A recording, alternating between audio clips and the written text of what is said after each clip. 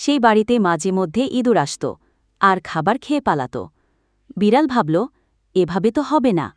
সে একটি মাটির পুতুল বিড়াল তৈরি করল এবং সেটিকে বসিয়ে রাখল। ইঁদুররা ভেবেছিল ওটাই সত্যি বিড়াল, তারা আর আসত না। বিড়াল তার বুদ্ধি দিয়ে সমস্যার সমাধান করল। এখান থেকে আমরা যে শিক্ষা পেলাম, বুদ্ধি থাকলে শক্তির চেয়েও বড় কাজ করা যায়। এক ছিল রাজু। সে ছিল ছোট্ট একটা পিঁপড়া, কিন্তু অনেক সাহসী। একদিন সকালে রাজু খাবার খুঁজতে বের হল। সে হাঁটছে, গুনগুন করে গান গাইছে। হঠাৎ আকাশে কালো মেঘ জমে গেল। শুরু হলো ঝুম বৃষ্টি। রাজু বলল, উফ, এখন আমি কি করি? তখন সে মাটিতে পড়ে থাকা একটা পাতা দেখল।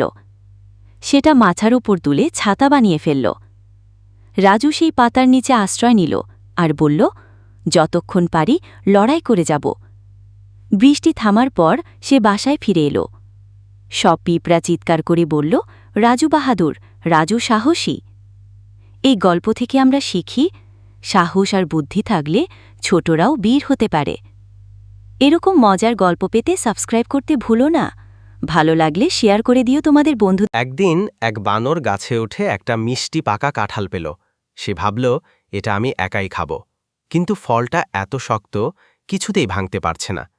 পাশে দাঁড়িয়ে থাকা ছোট ভালুক বলল, চলো, আমি সাহায্য করি। বানর বলল, না না, এটা শুধু আমার। ভালুক রাগ করে চলে গেল। বানরও ভাঙতে না পেরে ভাবল, পরে এসে আবার চেষ্টা করবে। কিন্তু পরে এসে দেখে কাঁঠালটা মাটিতে পড়ে গেছে আর পচে গেছে।